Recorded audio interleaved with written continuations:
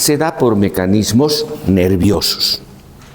La regulación a largo plazo es la que se da después de horas, días, semanas y permanece trabajando durante años, o sea, durante toda la existencia de la persona, hasta que controle de manera perfecta o casi perfecta esa presión arterial a largo plazo.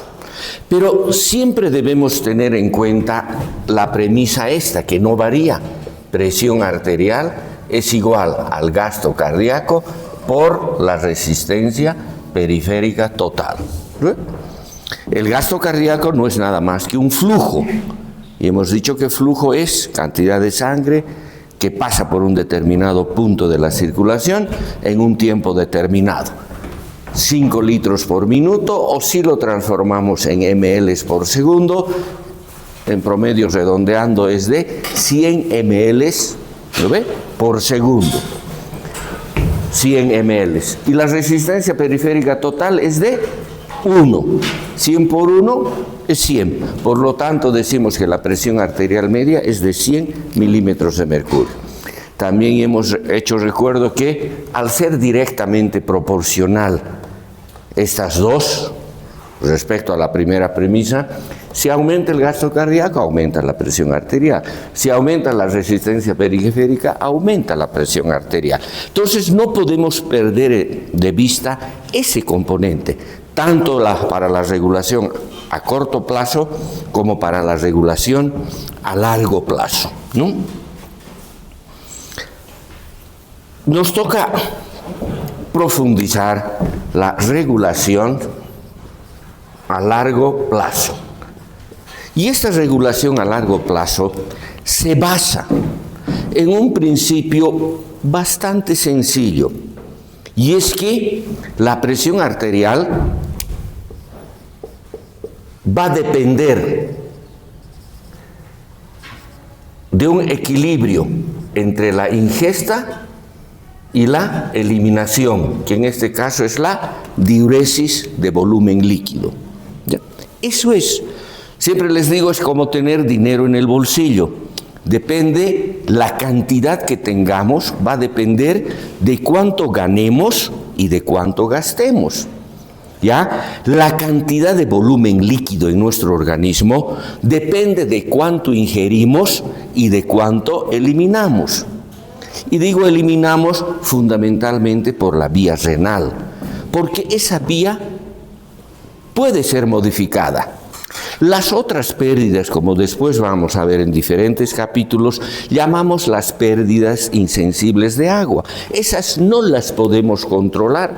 Por ejemplo, la pérdida por la evaporación de la vía respiratoria, o la pérdida de líquido por la difusión a través de la piel. Difusión, no estoy hablando de sudoración, porque la sudoración sí la podemos regular a través de el sistema nervioso autónomo, fundamentalmente a través del sistema nervioso simpático. Pero eso se va a ver en otra exposición. Hay otro capítulo que habla de eso. Fundamentalmente la pérdida renal es, con mucho, la que debemos tomar en cuenta para el control de la presión arterial. O sea, depende del equilibrio. ¿Y por qué el volumen líquido? Volumen líquido extracelular. Porque hay un correlato absolutamente lógico, ¿ya? Si aumenta el volumen líquido extracelular, aumenta el volumen sanguíneo. ¿O no? No hay dónde perder. Si aumenta el volumen sanguíneo, aumenta el retorno venoso. Si aumenta el retorno venoso, aumenta el gasto cardíaco. Y si aumenta el gasto cardíaco, aumenta la presión arterial. Y si aumenta la presión arterial, aumenta la diuresis. Quiere decir la eliminación de agua y de sal. A esta se llama la diuresis por presión y la natriuresis por presión, porque cuando eliminamos líquido no es solo agua, le acompaña el sodio. Fundamentalmente vamos a ver qué es la regulación de este equilibrio del sodio, el que tiene mucho más que ver en la regulación de la presión arterial a largo plazo. Vox populi es, ¿no? Tengo la presión elevada, ¿has disminuido tu sal? ¿Estás comiendo con menos sal? Eso lo sabe cualquiera, ¿no? El contexto es que cuando hay sodio, retiene líquido. Y vamos a ver el por qué lo hace más luego. Si aumenta la diuresis, entonces, ¿qué va a pasar? Se elimina más volumen líquido. Si se elimina volumen líquido, disminuye el líquido extracelular, disminuye. Típico sistema de retroalimentación negativa, ¿o no? Típico sistema, ¿no? Y el libro dice, este sistema es súper arcaico, es tan filogenéticamente antiguo que ya en el pez babosa está plenamente activo.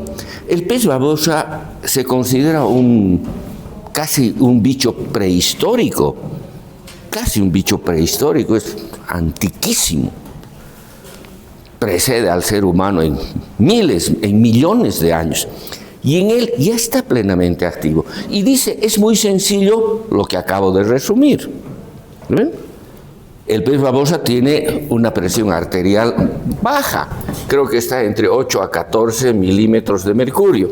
Entonces, este pez, que está en el mar, obviamente, por eso es pez, ¿no? Ingiere agua de mar. Si ingiere agua de mar, aumenta el volumen líquido extracelular, etcétera, etcétera, volumen sanguíneo, presión arterial y la diuresis. O a la inversa, si cae su presión arterial, ingiere más agua de lo que elimina. Por lo tanto, el volumen líquido extracelular se incrementa. Se incrementa volumen líquido extracelular, incremento volemia, incremento gasto cardíaco, incremento de la presión arterial. Y dice, en el ser humano está funcionando de la misma manera. Pero en el ser humano se le han incrementado algunos otros componentes que hacen de este sistema aún más perfecto. Una de las adiciones más importantes es el sistema renina-angiotensina. Este es uno de los que le da mayor finura. Y obviamente hay además unos otros componentes de tipo nervioso, de tipo hormonal. Nervioso fundamentalmente por la modulación a través del sistema nervioso simpático, ¿no? Entonces, este es la base. Esto tiene que estar en su engrama mental, que así funciona la regulación a largo plazo. Por eso que llevamos esto para ver cómo podemos encarar el tratamiento de un aumento de la presión arterial, que es con mucho una de las enfermedades más prevalentes que está existiendo en este momento. Les decía, fundamentalmente por el cambio de estilo de vida, ¿no? Entonces, viendo la fórmula, tú dices, puedo atacar disminuyendo el gasto cardíaco, puedo atacar disminuyendo la presión arterial o combinando drogas que influyan sobre estos dos factores. Y así es el tratamiento de la presión arterial, no hay más misterio, ¿ya? Pero obviamente eso se lo va a ver mucho después. Veremos ahora la cuantificación de la diuresis. Cuantificación significa cuánto es el impacto de un aumento de la presión sobre la diuresis. Y vamos a ver en primer término una gráfica que nos sirve para eso, donde ponemos aquí 100 milímetros de mercurio, 50, 150, 200 milímetros de mercurio, la presión arterial. Y aquí tenemos el gasto cardíaco, 1, 2, 4, 6, 8, digamos, el gasto cardíaco. ¿Ya?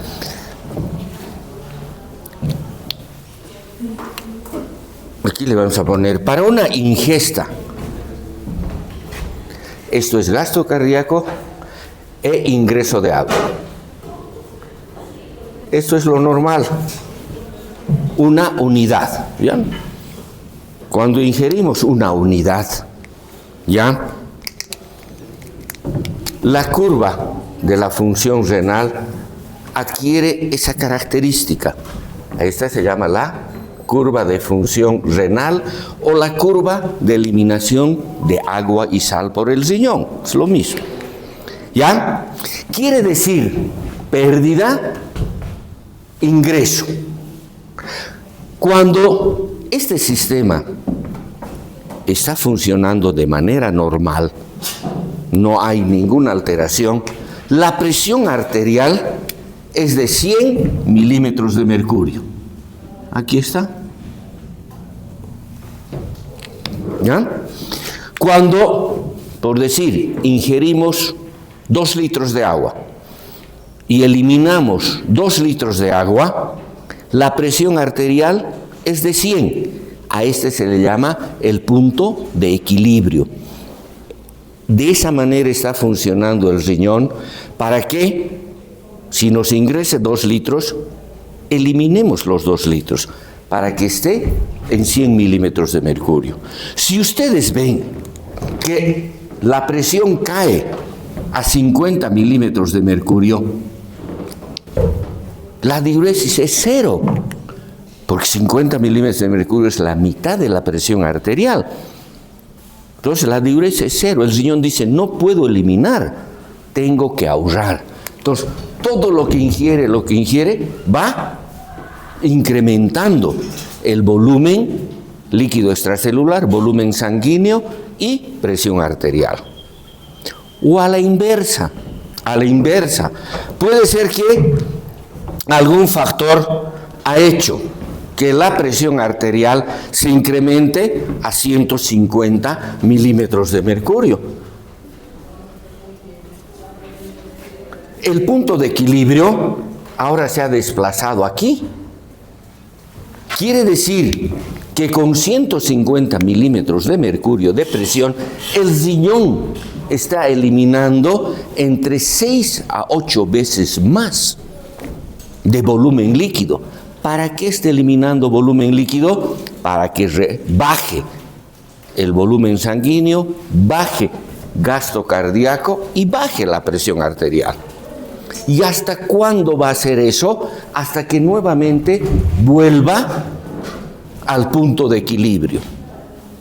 ¿No? ¿Me entienden? Cuando ha aumentado la presión arterial, está eliminando 6 a 8 veces más de lo que ingiere.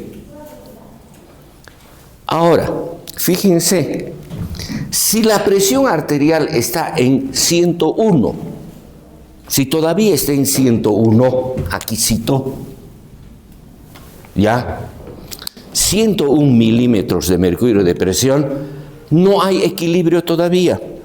En 101 milímetros de mercurio, el riñón está eliminando un poquitito más de lo que ingiere. Tiene que llegar al 100 para que haya el equilibrio. ¿Me entienden? Por eso dice que el sistema de control renal líquido corporal para la presión arterial tiene una ganancia casi infinita. No estoy muy de acuerdo con ese término porque o es infinito o es finito, ¿no ve? Creo que si revisamos no hay el casi. No sé por qué lo usa el casi, ¿no? Pero lo que quiero es que agarren ese concepto.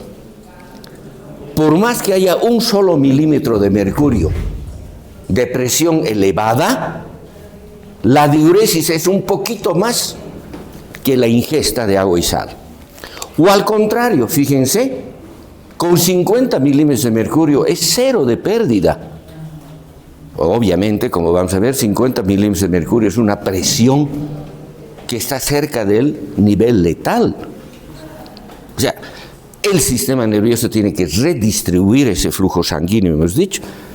Durante unos minutos no lo va a hacer nada que ese riñón no forme orina. Tiene que ir hacia los órganos nobles.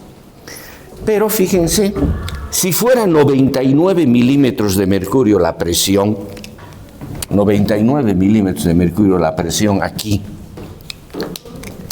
igual, para 99 milímetros de mercurio de presión, la pérdida renal es menor que la ingesta.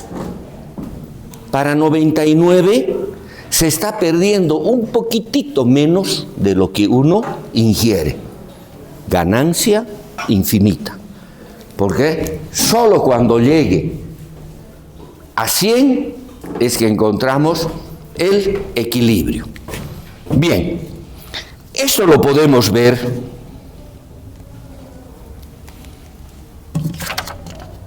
en un experimento que se hace obviamente con los perritos, ¿no?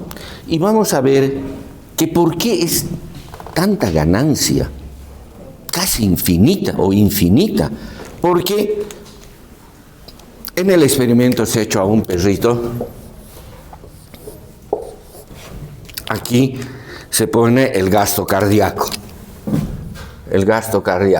¿no? Su presión era normal, lo vamos a poner un poquito más abajo, ¿no? Su presión normal, digamos, 100 milímetros de mercurio, he previamente bloqueado los demás sistemas de control, fundamentalmente los sistemas de control nerviosos, se le da, dice, 400 ml de sangre, ¿no? Obviamente, al bloquear los sistemas nerviosos, se impide que se modifique la capacitancia, porque esto es cierto siempre y cuando la capacitancia del sistema vascular no se altere. ¿Qué significa eso?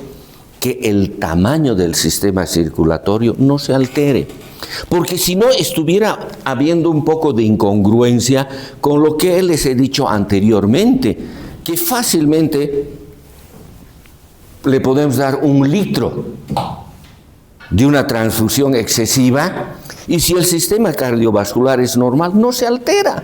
¿No ven? No se altera.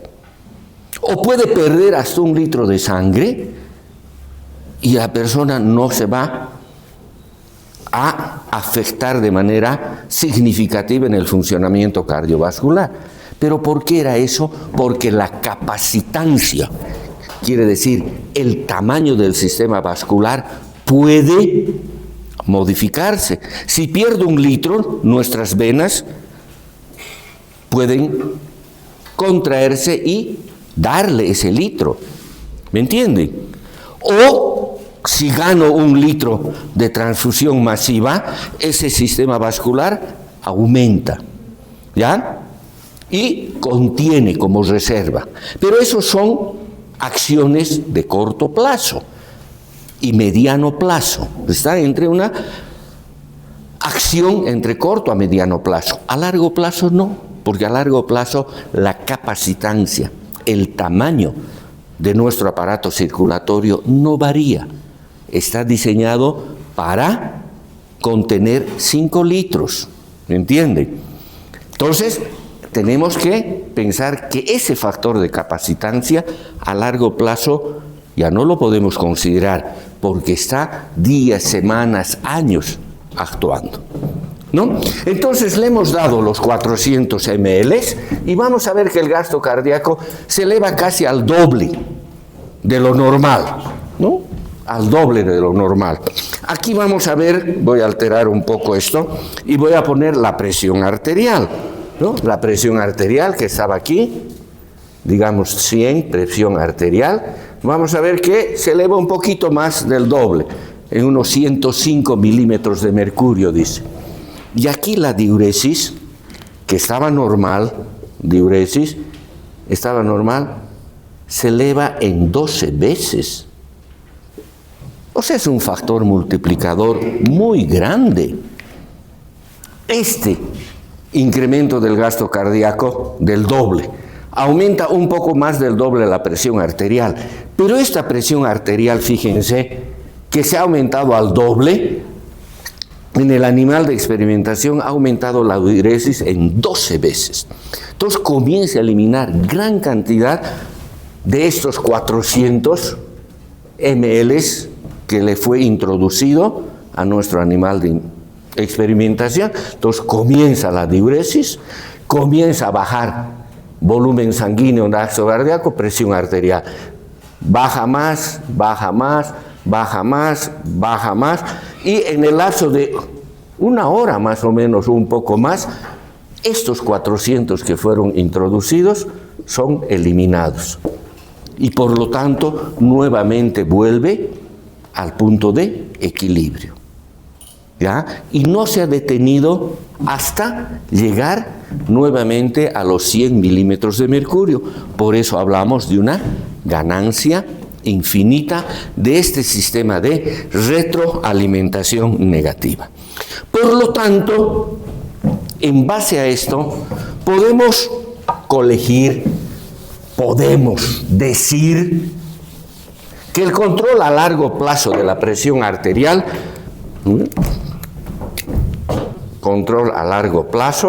tiene dos determinantes. Y son las dos que están aquí, no hay más. Es decir, el desplazamiento o modificación de la curva de función renal. La curva de función renal, llamada también eliminación renal de agua y sal. Y el otro sería la curva, que en realidad es una línea de la ingesta de agua y sal. Esos son los dos determinantes del control de la presión a largo plazo. Por lo tanto, y aquí es absolutamente importante que esté presente siempre este concepto en ustedes. No se puede modificar la presión arterial a largo plazo si no se modifica o la curva de función renal o el nivel de la ingesta de agua y sal. No hay otra posibilidad de que se modifique a largo plazo. ¿Ya? A largo plazo. Ejemplo. Si por cualquier razón la curva de función renal se desplaza en 50 milímetros de mercurio más allá, ¿ya? Quiere decir que el riñón no está funcionando bien. Alguna alteración en el sistema renal líquido corporal ha producido que esta curva se desplace a un nivel de presión arterial más elevada. ¿Qué significa eso? Que este punto de equilibrio ahora se ha desplazado aquí. Eso significa que para que la ingesta y la eliminación estén equilibradas, la presión arterial tiene que estar en 150. Algo se ha alterado, la membrana glomerular, necesita más presión para entrar en equilibrio. No es difícil de entender ahora, ¿no? Creo. Fíjense, con 100 milímetros de mercurio de presión, ese riñón no formaría, porque está alterada la función renal. ¿Ya? Pero este es patológico. Por eso que el tratamiento debe ser volver a esta posición la curva. O puede modificarse lo que decimos, la curva de ingesta de agua y sal. Por ejemplo, aquí esta curva se ha desplazado aquí. ¿Ya? La curva de función renal sigue siendo la misma, está normal, el riñón está funcionando normal, pero la ingesta de agua y sal se ha modificado, posiblemente es por un aumento de las hormonas antinatriuréticas, fundamentalmente angiotensina 2 y aldosterona. Algo está mal en el sistema hormonal para que esta curva se haya desplazado. Por lo tanto, fíjense, este punto se ha desplazado mucho más a un nivel de la presión arterial elevada, ¿no? No le he cachado bien, pero su libro dice que debería estar en 160 milímetros de mercurio, el punto de equilibrio nuevamente. Para que vuelva a lo normal, tenemos que arreglar esto. Por lo tanto, aquí la presión arterial a largo plazo se ha modificado, porque en primer lugar, por una alteración renal, se ha desplazado la curva de función renal hacia un nivel de presión más alta. Y en el segundo, el nivel de ingesta de agua y sal se ha desplazado a un nivel anómalo por alteraciones hormonales. Por lo tanto, modificar presión arterial, solo uno de ellos debe estar alterado, o peor, si están los dos alterados. ¿Ya? Muy bien. Ahora, aquí ustedes fácilmente me podrían cuestionar respecto a esta elevación de la ingesta de agua y sal. ¿Ya? Me pueden cuestionar por qué. Voy a borrar nuevamente esto, lo voy a mantener esto. ¿Ya? Porque hemos visto que aquí 150 milímetros de mercurio. Y la curva de función renal, hemos dicho, debe pasar, este es el nivel de ingesta de agua y sal, la unidad, ¿no ve? Y la curva de función renal tiene que pasar 100 aquí, ¿no ve? El punto de equilibrio, y aquí viene la curva de función renal. ¿Ya? 100 milímetros de mercurio de presión. Curva de función renal.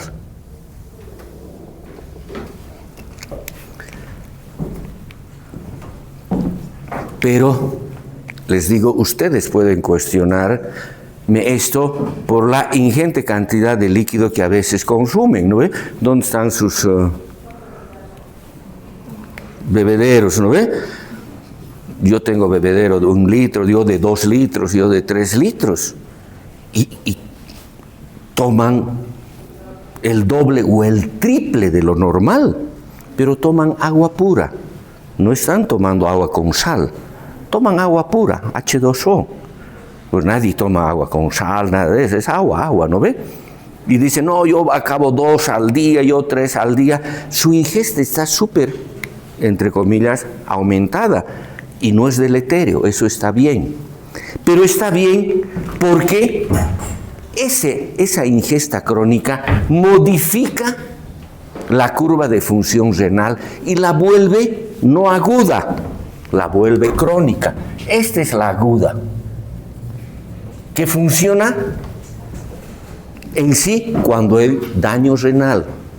Porque cuando nuestros riñones están normales, esta curva de función renal es así.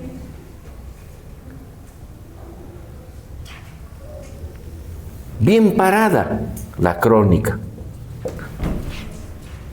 Quiere decir que fácilmente puede aumentar la ingesta entre unas 4 o 5 veces, lo que ustedes, 4 a 5 veces la ingesta de agua, y la presión arterial apenas va a aumentar unos muy pocos milímetros de mercurio. Muy pocos milímetros de mercurio que permitan que ahora que para esta presión arterial de 102, 103 milímetros de mercurio, el riñón elimine esos 3, 4 o 5 litros que está ingiriendo. Porque como les digo, fundamentalmente es agua. Y el riñón elimina muy fácilmente cuando la ingesta es de agua. Lo hace un poquito más difícil cuando además es sodio. Porque vamos a ver que el sodio retiene líquido, ¿no?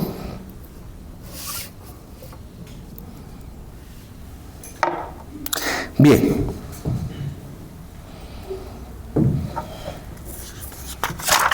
Ahora vamos a hablar de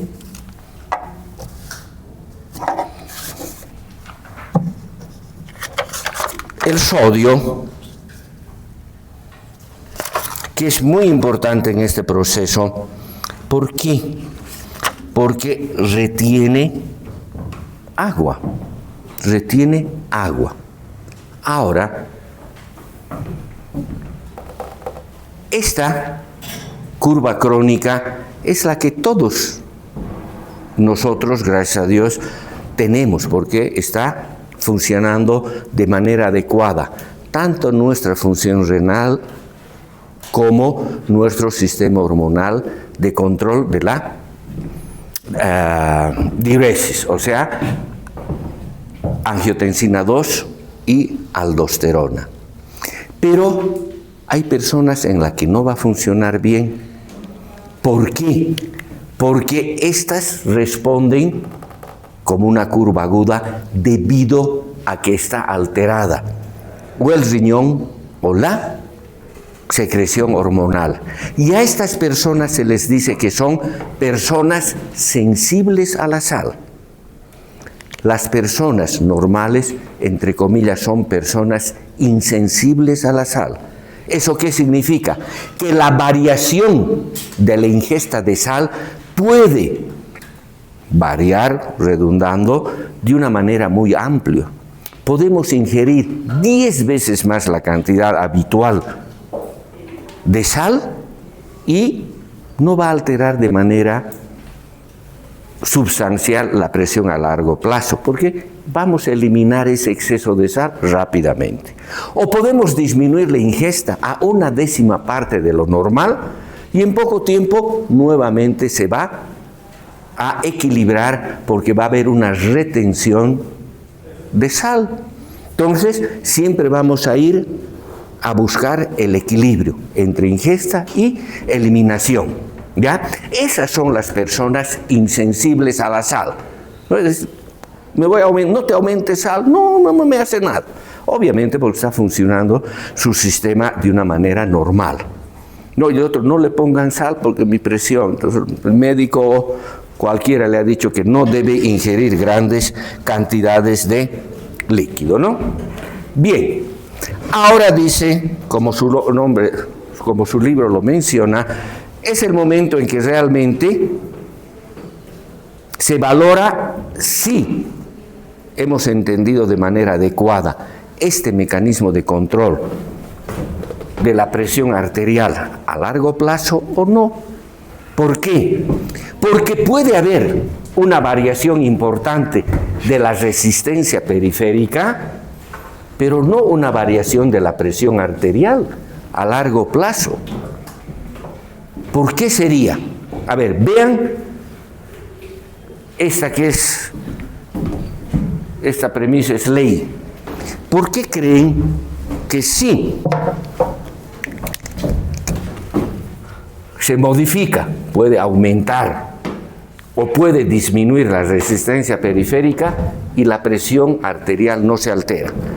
¿Qué debería pasar en esta ecuación matemáticamente? ¿Ah? A ver, ¿qué les dice la lógica?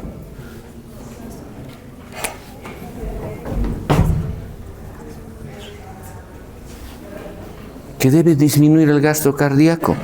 La única manera para que la presión arterial no se altere es que si aumenta este tiene que disminuir. No hay otra. Es matemáticas O lo inverso, si disminuye la resistencia periférica, tiene que aumentar el gasto cardíaco para que la presión arterial no se modifique. Y esto lo vemos en esta gráfica que habla de las modificaciones de la resistencia periférica en condiciones, obviamente, patológicas. Pero son condiciones patológicas que no alteran la presión arterial a largo plazo. Entonces aquí tenemos la resistencia periférica total, aquí el 100% de la resistencia, aquí un 150 y 50% de la resistencia periférica total, ¿no? Y aquí vamos a tener, esta va a ser lo normal de gasto cardíaco y por lo tanto también presión arterial. Gasto cardíaco normal, presión arterial normal, ¿no? La curva de la resistencia periférica total va a tener esta característica, en 100 va a estar aquí. Entonces el gasto cardíaco va así, así, así, así y así. ¿Qué significa eso? Por ejemplo, en patologías como la extirpación de las extremidades, lo más común, el hipotiroidismo,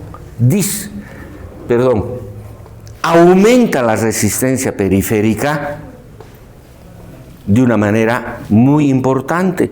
Fíjense, está bordeando los 150 milímetros de mercurio. Pero ¿qué ha pasado?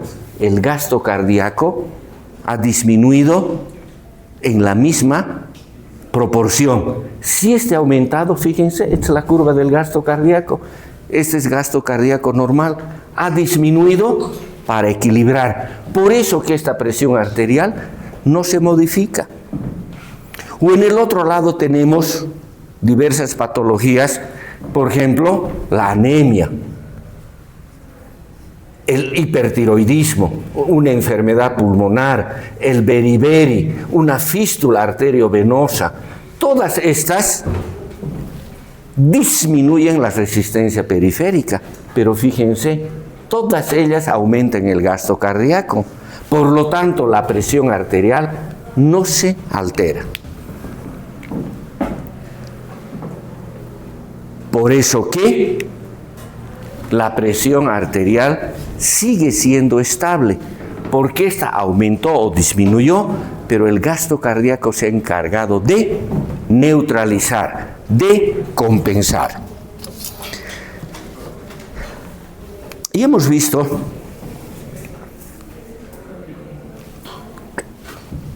aquí varias veces les he comentado que el aumento del volumen líquido extracelular aumenta la presión arterial. Y vamos a ver que lo hace por dos caminos. Dos caminos, esto lo voy a borrar.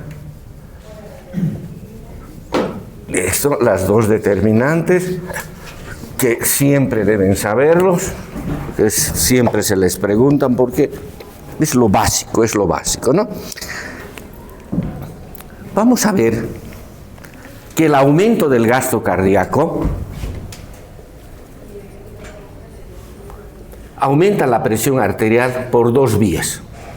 Y lo vamos a describir aquí un poco más. Aumento del volumen líquido extracelular, ¿no? Hemos dicho que esto aumenta el volumen sanguíneo, aumenta, ahí introduce ya un otro término, la presión media de llenado circulatorio, que lo vamos a ver el día miércoles cuando hablemos de gasto cardíaco. La presión media de llenado circulatoria es la que mide cuán repleto de sangre está nuestro sistema circulatorio. Presión media de llenado. Lo describe el nombre, ¿no ve? Cuanto más lleno, más presión de llenado. Cuanto menos lleno, menos presión de llenado. Algo absolutamente lógico, ¿no? Como el aire en una pelota o en una rueda de bicicleta, ¿no? No hay dónde perderse, ¿no? Pero aquí dice aumenta la presión, llenado circulatorio. Esto aumenta el gasto cardíaco. Y aquí vamos. Este aumento del gasto cardíaco aumenta la presión arterial de una manera directa. Aquí está. Aumenta del gasto cardíaco de manera directa, aumenta la presión arterial. Pero hay una manera indirecta y es por la autorregulación del flujo sanguíneo. Una de las iniciales exposiciones que hemos hecho era de uno de los principios básicos. Cada tejido regula su flujo sanguíneo de acuerdo a sus necesidades. Si aumenta el gasto cardíaco, obviamente los tejidos van a recibir más cantidad de sangre de lo que necesitan. Y hemos dicho, esa es una función primordial propia de los tejidos.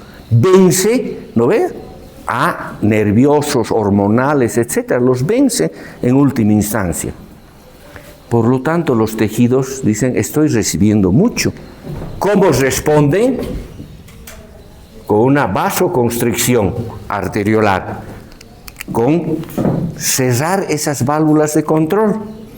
Si aumenta la constricción arteriolar, tiene que aumentar ¿qué?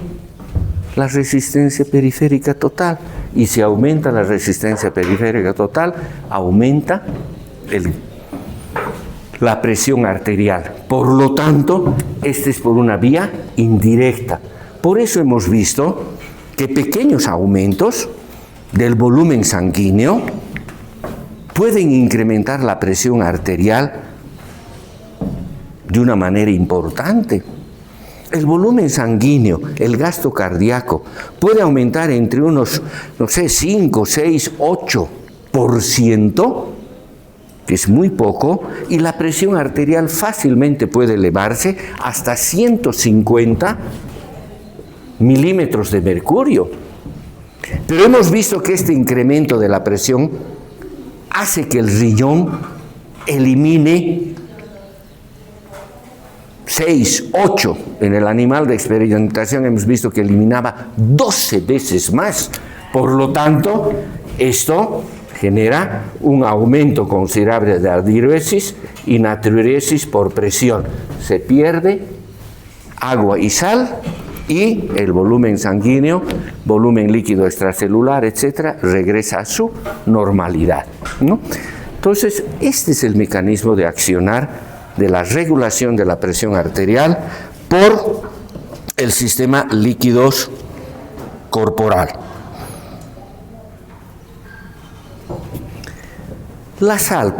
¿Por qué es tan importante la sal en esta ecuación, en este rompecabezas? Que no es tan rompecabezas también, ¿no? Estamos viendo que es con mucha lógica, se lo puede desmenuzar. Pero ¿por qué es tan importante la sal? La sal es importante porque, en primer término, se excreta mucho más difícilmente que el agua. Por eso les decía a ustedes, y nosotros también nos obligan, ¿no? Nuestras hijas, no has tomado, tú tienes que... Con la edad no nos gusta, creo, mucho el agua. No consumimos, tenemos que controlar. Ingerir, pero ustedes lo hacen bien ingiriendo bastante agua, ¿no? Está muy bien. Porque les decía, agua pura se elimina tan fácilmente como entra. Pero la sal, o sea, el cloruro de sodio, no lo hace con esa misma facilidad. ¿Por qué? Por dos motivos. La sal, cloruro de sodio. Por dos motivos.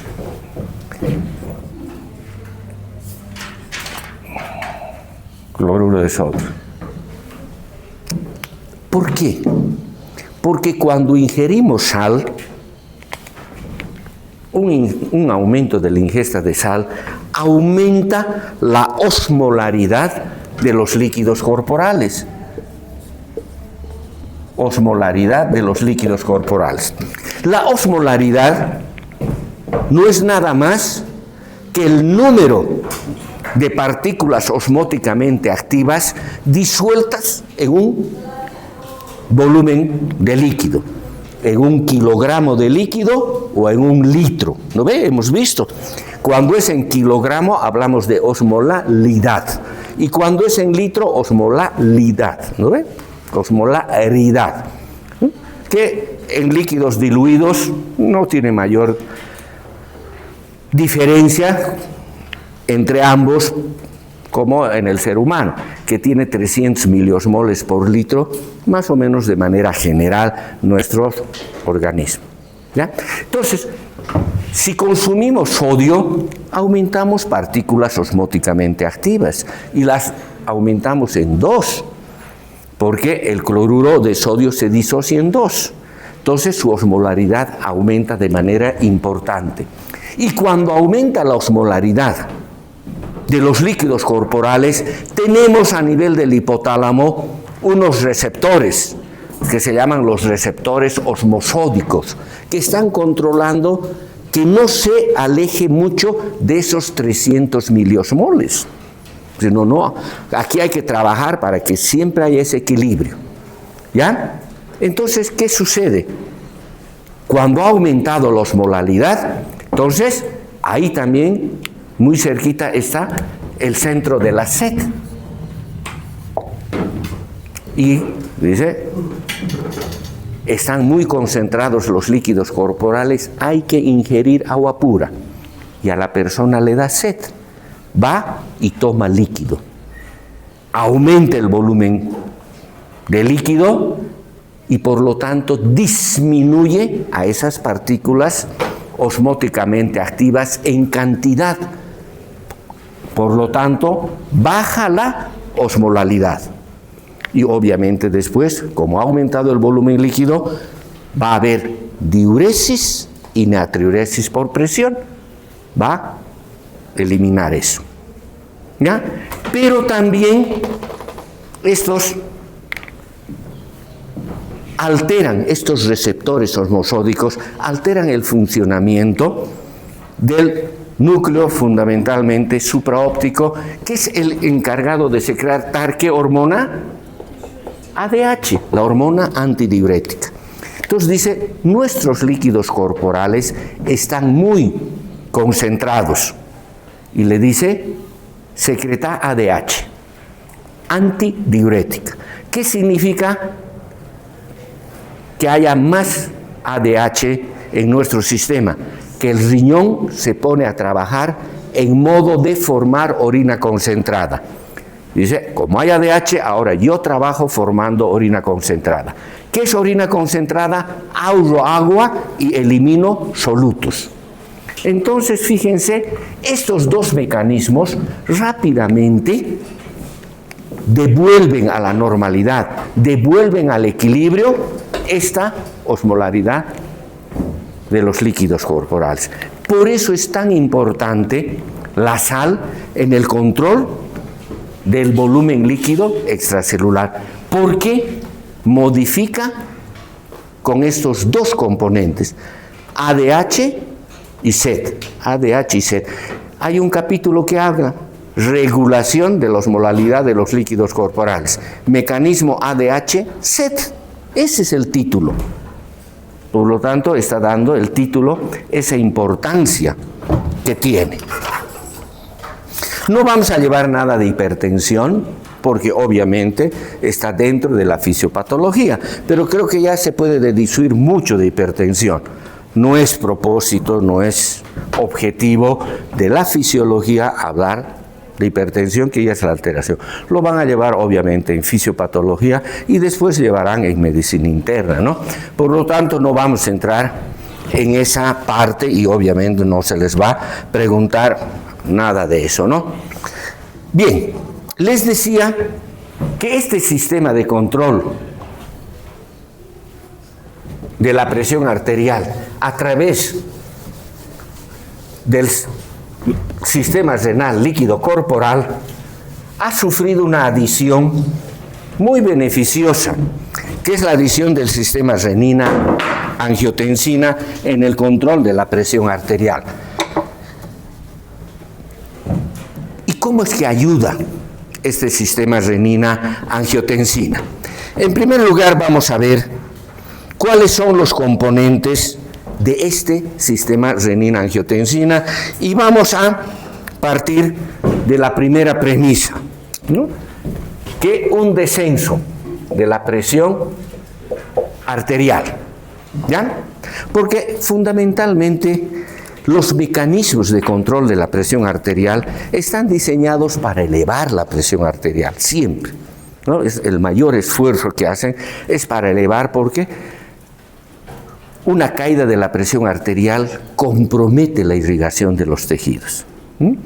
Obviamente, sí, aumenta, tendrá que ir en el sentido inverso, ¿no? Pero siempre creo que nos abocamos a decir cuando cae la presión arterial, ¿no? Cuando cae la presión arterial, los riñones secretan una hormona. No, no es hormona, es una enzima que se llama la renina, ¿ya? Esta renina aumenta la secreción de renina. Es producida por las células yuxtaglomerulares, que está a nivel del aparato yuxtaglomerular, que es una estructura especializada de la nefrona, ¿ya? Está donde se inicia el túbulo distal, y este túbulo distal, aquí está el túbulo distal, así lo tendré que dibujar, el túbulo distal que hace contacto con la arteriola aferente renal y la arteriola eferente, túbulo distal, inicio del túbulo distal. Esto van a ver con mayor detalle la siguiente unidad, que es renal. Pero aquí vamos a ver que hay unos miocitos especializados en la arteriola eferente fundamentalmente, miocitos o especializados que liberan esta renina, ¿ya?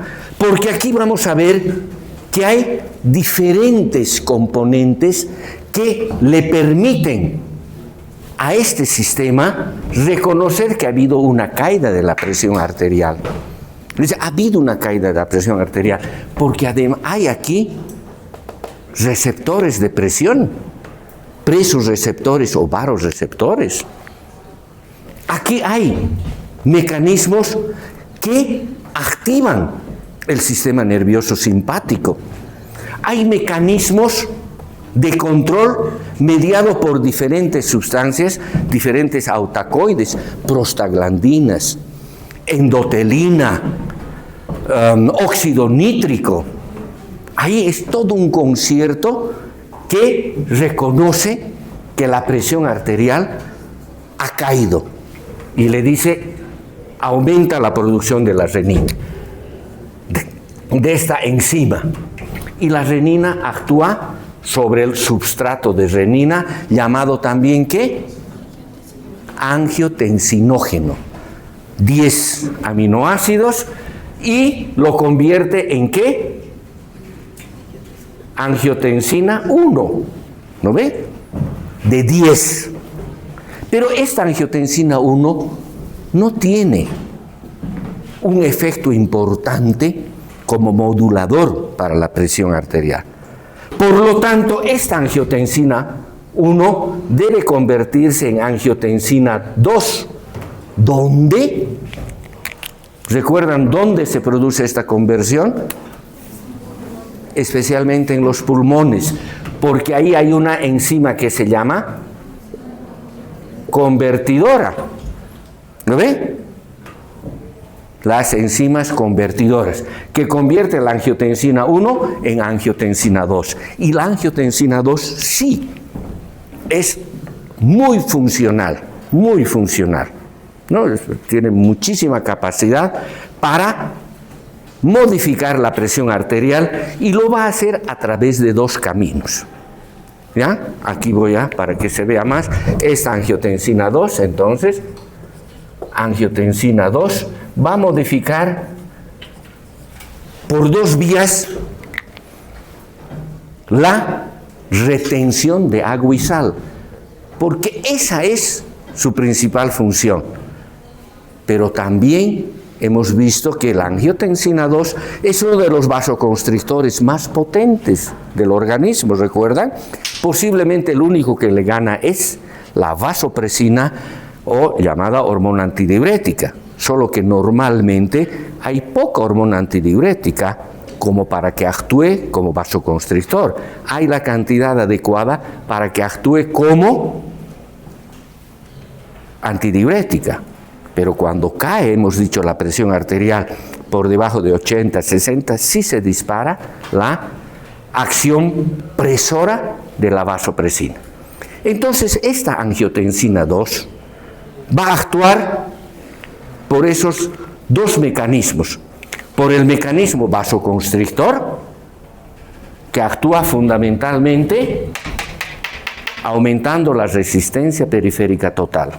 Porque una de las características de la angiotensina 2 es que tiene preferencia por las arteriolas, no tanto por las venas. Por las venas, bien. Por las venas fundamentalmente se regula por la actividad de la adrenalina y la noradrenalina del simpático. La angiotensina 2 fundamentalmente es resistencia periférica porque actúa sobre las arteriolas. ¿Ya? Entonces, angiotensina 2 como vasoconstrictor, una de sus acciones que vamos a ver están catalogada como una acción de plazo intermedio. Su acción a largo plazo es fundamentalmente en la retención de agua y sal. Y lo hace, les decía, de dos maneras. De una manera directa y de una manera indirecta, obviamente, si hay directa y una indirecta. La directa es que va a producir una vasoconstricción arteriolar predominantemente eferente. ¿Ya? Lo cierra a la arteriola eferente. Si disminuye la presión en la arteriola eferente, disminuye la presión del capilar peritubular.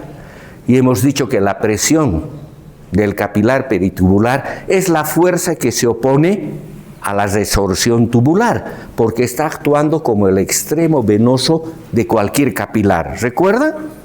Por lo tanto, si disminuye la fuerza que se opone, va a aumentar la resorción. Dice, venga, agua y sal, agua y sal. ¿Agua y sal para qué?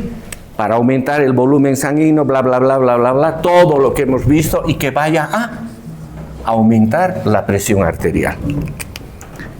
Y la de manera indirecta es a través de la formación de ¿qué hormona? Aldosterona. Esta angiotensina 2 tiene un efecto estimulador muy grande sobre la cápsula suprarrenal, sobre la capa que secreta los mineralocorticoides, ¿no? Las células de la glomerulosa, y le dicen secrete aldosterona. Y sabemos que la aldosterona promueve la resorción de sal y agua, fundamentalmente a nivel de la última porción del túbulo distal, el túbulo colector y los conductos colectores. Entonces, de manera indirecta también le dice, aumenta volumen líquido y vas a aumentar la presión arterial. ¿Cuál de ellos es más importante? El método directo lo dice. ¿Ven? El método directo, porque posiblemente es 3 a 4 veces más potente que el de la aldosterona. Obviamente el mecanismo de la aldosterona es el más conocido, porque siempre a veces los clínicos les gusta usar mecanismos renina, angiotensina, aldosterona, porque es el trencito. ¿Ya? Otra cosa que me olvidaba de la acción directa de la angiotensina sobre el riñón es que además de producir una vasoconstricción arteriolar eferente aumenta de manera directa la actividad de las células tubulares. Les dice a las células tubulares: aumenten la resorción de sal y agua, aumenten la resorción de agua y sal. ¿Ya? Este es entonces cómo actúa este mecanismo renina-angiotensina para controlar la presión arterial. Si aumentaría la presión arterial, sucede lo opuesto. Obvio, disminuye la renina, disminuye angiotensina 1, disminuye angiotensina 2 y disminuye todos estos factores que más bien promueven la eliminación renal de agua y sal. No hay aldosterona, elimínese. ¿Me entiende?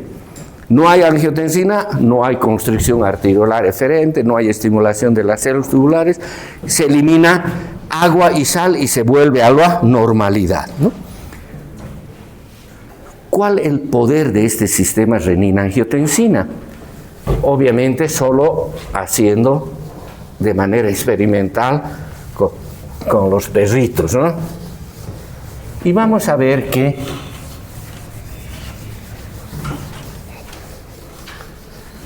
nuevamente, ¿no? Aquí tenemos una gráfica.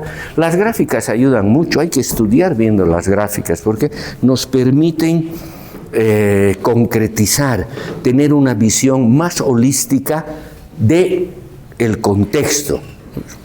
Aquí hay este sistema, ¿no?, que ayuda de esta manera. 100 milímetros de mercurio la presión del perrito, por cualquier se les desangra, se le hace caer la presión arterial a 50 milímetros de mercurio. Cuando el sistema está funcionante, o sea, aquí previamente al perrito se le ha anulado todos los otros sistemas de control, porque si no, ¿cómo podríamos evaluar el de renina-angiotensina? Tienen que estar todos los demás anulados. Entonces vamos a ver que cuando esté el sistema funcionando, en el lapso de unas 20 minutos empieza a actuar y en el lapso de unas 2-3 horas está plenamente activo y la presión arterial ha subido a 83 milímetros de mercurio. Pero si bloqueamos además el sistema renina-angiotensina, lo bloqueamos, ¿no? Puede ser con un inhibidor de la ECA, o sea, de la enzima convertidora, que es la que está en los pulmones, ¿no ves? Por donde entraba el COVID. El virus ha encontrado esa puertita y por ahí entraba. Vamos a ver que la presión arterial solo aumenta hasta 60 milímetros de mercurio. Por lo tanto, fíjense, con caída de 50 a 83 no va a morir esa persona, pero este es por una actividad, obviamente, del sistema vasoconstrictor de la angiotensina 2, pero no se va a quedar ahí, sino se va a sumar al mecanismo a largo plazo que les he mencionado hace un momento, ¿no ven? Todo lo que hace sobre el riñón. Bien, vamos a ver que este sistema es súper importante porque va a permitir que la persona normal pueda ingerir cantidades variables de sal. Lo que les decía, puede consumir hasta 10 veces más o hasta 1/10 parte su ingesta de sal y no modificarse de manera sustancial su presión arterial. ¿Por qué? Porque cuando aumenta la ingesta de sal, se activa el sistema renina-angiotensina porque ha aumentado el volumen líquido extracelular, ha aumentado el volumen sanguíneo, etcétera, etcétera. ¿Ven? Ha aumentado. Por lo tanto, este sistema comienza a funcionar y, como hemos visto, regula la presión arterial. O puede disminuir a la mitad, a 1/10 parte la ingesta, igual funciona, regulando la presión de manera importante. Pero ese accionar solo en tanto y en cuanto el sistema renal, líquido corporal, sea normal, sea absolutamente funcionante.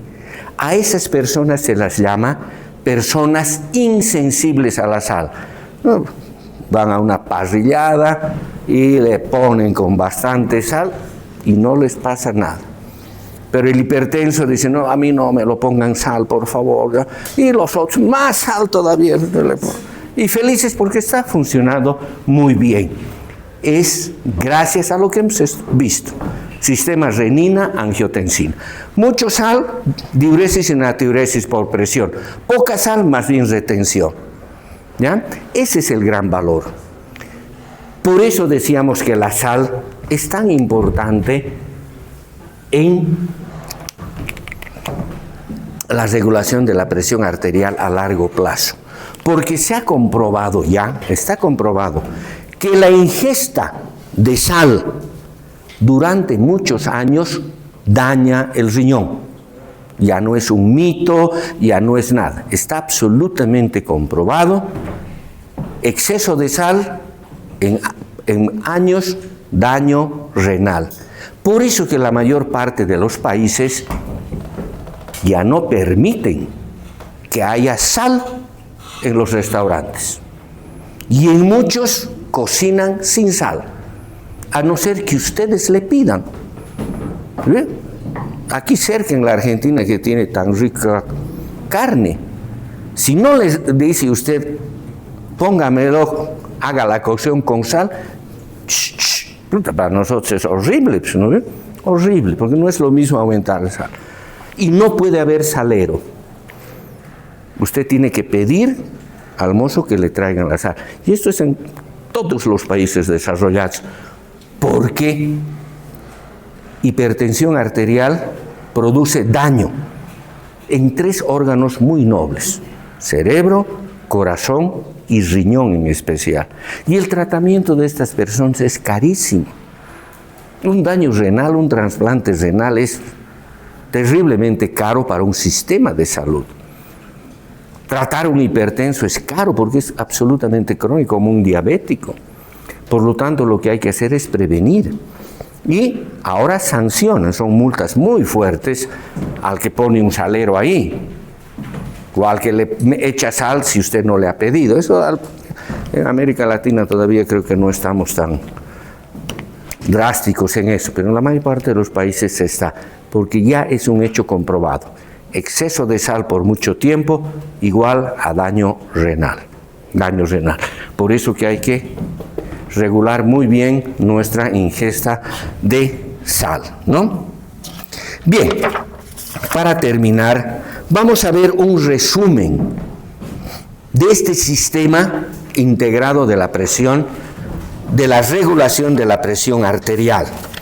Porque, a ver, vamos a ver si no me estoy saltando algo.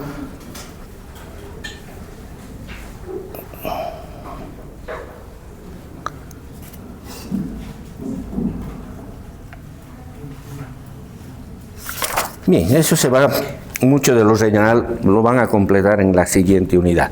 Bien, haremos entonces una síntesis.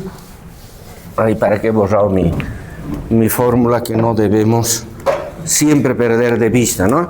En su mente ya tiene que estar esto: presión arterial igual gasto cardíaco por resistencia periférica total. Por ejemplo, una de las causas más importantes de la caída de la presión arterial, hemos dicho, es la disminución de la volemia. Y la causa más importante de la disminución de la volemia es una hemorragia. Si, por ejemplo, una persona tiene una hemorragia que genera una disminución de la presión arterial, se plantean 2 problemas, que es el primero, devolver esta presión arterial a su nivel de la supervivencia. Supervivencia. ¿Ya? Todos los mecanismos, es decir, no se debe morir esta persona. Entonces, hay que devolver la presión arterial para que puedan recibir irrigación cerebro y corazón. ¿No ven? Porque si no, muerte cerebral, falla cardíaca y a rendir cuentas al Creador, ¿no ven? Ahora ya resucitado, entonces ya está ahí esperándonos a tomar cuentas, ¿no ven? Por lo tanto, se deben realizar acciones rápidas y potentes. La única que hace rápido y potente es el sistema nervioso. Hemos visto fundamentalmente a través del sistema nervioso autónomo, fundamentalmente a través del sistema nervioso simpático, ¿no ve? Músculos esqueléticos, hemos dicho, poco el sistema esquelético, reflejo de compresión abdominal, etcétera, etcétera. Por lo tanto, en estos tenemos que poner a los tres que los conocemos, que ya los hemos visto. ¿Cuáles son? El vasoreceptor, el quimiorreceptor y la respuesta isquémica del sistema nervioso central. No hay donde perderse, ¿no? Son los tres que actúan rápidamente. Y tampoco hay que perder de vista que estos actúan en tres componentes. Este sería el 2. En tres. ¿Cuáles son los tres que les he dicho tienen que saber como rezo? Vasoconstricción arteriolar. ¿No ven? Para aumentar la resistencia periférica total. 2. Vasoconstricción venosa, ¿o no? De los territorios de almacenamiento. Para aumentar el gasto cardíaco. Aumenta el gasto cardíaco, aumenta presión arterial. ¿Y el último cuál es? Aumento de la actividad del corazón como bomba, aumento del corazón como bomba. Y hemos dicho, ¿por qué aumenta el accionar del corazón como bomba? Porque aumenta la frecuencia cardíaca y aumenta la fuerza de contracción. Aquí también se le puede llamar aumentando la velocidad de conducción. Esto es clínica, esto es lo que les van a mencionar. No creo que en su práctica tengan que ver los miocitos especializados, que se llama mácula densa, y tienen que por los autacoides el óxido nítrico, tal vez más allá cuando hagan cardiología o nefrología, medicina interna, el resto es esto lo que tienen que manejar, es esto lo que tienen que manejar. ¿Ya? Bien. Con esto ya está asegurada la supervivencia. El segundo accionar que va a ser en minutos, horas, días, es corregir la disminución del volumen de sangre. Y esta disminución del volumen de sangre se va a hacer por el mecanismo de control a largo plazo.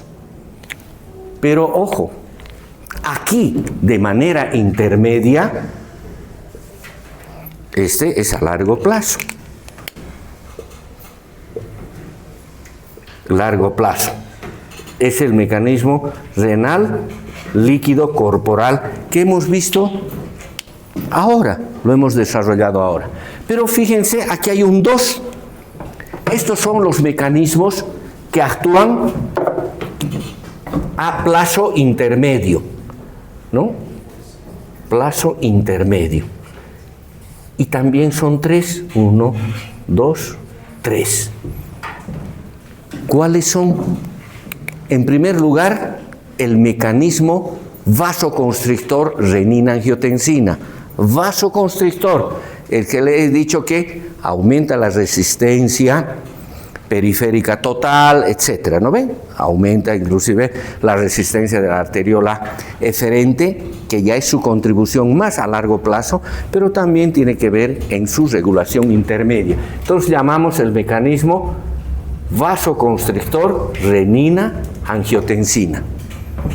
Y hay otros 2 mecanismos que los hemos visto cuando hablábamos de hemodinámica.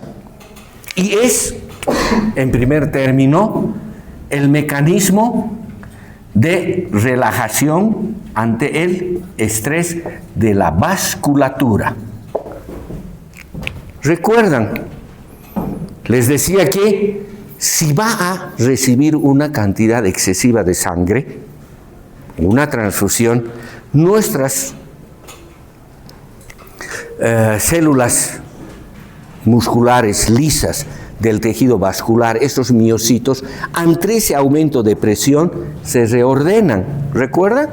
Se reordenan.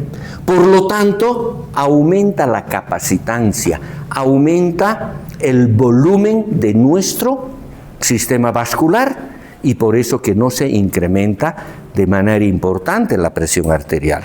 O puede ser a la inversa, pierde ese litro de sangre por una hemorragia y nuevamente las miofibrillas del músculo liso vascular se reordenan y aumenta la presión. Quiere decir que ha disminuido su capacitancia y por eso que la presión arterial no se modifica de manera drástica. Este es un mecanismo que está, como el renina-angiotensina han visto, 20 minutos recién empieza a actuarse en una plena actividad. Lo mismo estos requieren algunos minutos, horas para establecerse, pero después de 2-3 días van a perder eficiencia. Por eso entra este. ¿Ya? Y luego tenemos, el otro sería el desplazamiento del líquido capilar. Hemos visto un capítulo que hablaba de intercambio de líquido a través de la membrana capilar. Y hemos visto que un factor importante de esas 4 fuerzas de Starling es la presión capilar. Recuerden, la presión capilar, la presión hidrostática del líquido intersticial, la presión coloidosmótica del plasma y la presión coloidosmótica del líquido intersticial. Eso también tienen que estar bien acuñada en su cabecita, ¿no ven? Tiene que estar. Entonces, ¿qué pasa? Si aumenta la presión arterial, aumenta la presión capilar. Y si aumenta la presión capilar, aumenta la filtración a través de la membrana capilar, disminuye el volumen sanguíneo, disminuye presión arterial. O a la inversa, ¿lo ven? A la inversa, ¿no? Cae la presión arterial, cae la presión capilar, disminuye la filtración, pero aumenta la resorción. Y el volumen líquido extracelular, que tiene 12 litros, le dice, anda a aumentar el volumen sanguíneo, que tiene 3 litros de plasma, porque los otros 2 litros son glóbulos rojos. Estos mecanismos, entonces, actúan a plazo intermedio. Y el último, les decía, es el mecanismo renal líquido corporal, que la mayor parte, le dicen, es siapado, es colaborado por el sistema renina, angiotensina, aldosterona, como ya hemos visto. Pero es un solo mecanismo, es el renal líquido corporal, con una gran ayuda, sistema renina, angiotensina. Preguntas. ¿Está bien o no? ¿Han entendido? Con toda confianza si hay algo que quieren que les aclare, ¿no? Pero es esta dimensión la que debemos manejar. Esta dimensión es la que deben en lo macro tener, porque es lo que les va a servir para construir más conocimiento en semiología, en farmacología, porque ya saben cómo atacar, ya pueden decir, ¿saben? Ya, tratamiento, ir a estos 2. En este puede usar vasodilatadores, en este puede usar diuréticos, etcétera, etcétera. ¿Lo ven? Ya eso después van a ver. Bien, entonces el día miércoles vamos a hacer gasto cardíaco y el viernes son 2 cositas pequeñas, regulación creo es del flujo sanguíneo, coronario, muscular y ruidos cardíacos. Y ahí va a terminar por de pronto mi participación con ustedes. Ya, hoy les agradezco. Muchas gracias. A ustedes por venir a compartir. algo de fisiología.